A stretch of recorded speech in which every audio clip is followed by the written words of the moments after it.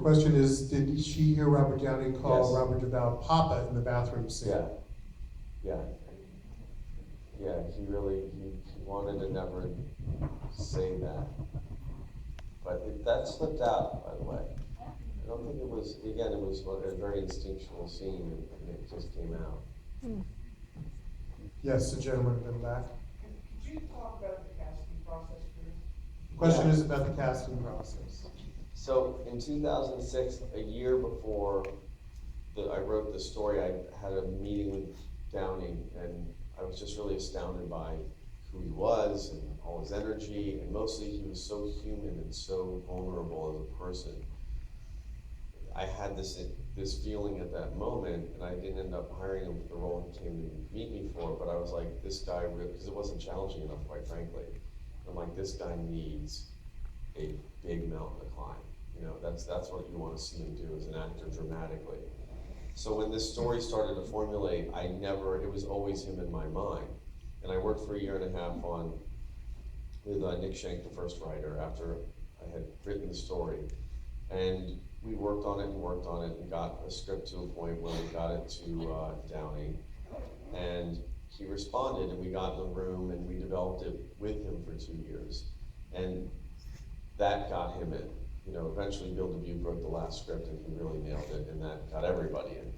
But once you have Downey in a really good script that's kind of not like what Hollywood is making anymore, I think that the instant attraction was there.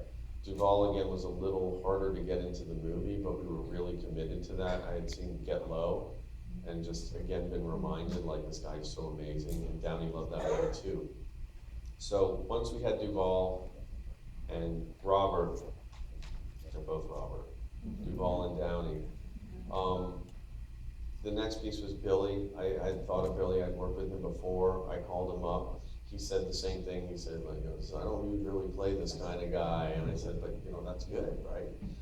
So he came on board, and then Vera came on, and then eventually, you know, and D'Onofrio is one I was scared of. I don't know why, I was just scared of Vincent. Maybe just he's been in other movies, or he just seems like this kind of dark, heavy guy. And I met him, and he was so sweet, and I was like, oh my God, this guy is like, has so much vulnerability. So then he came in, and Shepard had read the script, his agent gave it to him, and he texted Downey and said, I need to do this movie.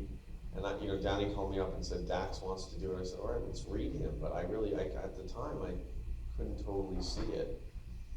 And he was the first person to read for the role. And there was like 2 days of callbacks. That after he read, it was painful to sit through everybody else. It was just kind of like, no slight to the other actors, but you had heard the cadence and the voice and seen him do that, and you knew he was the right guy.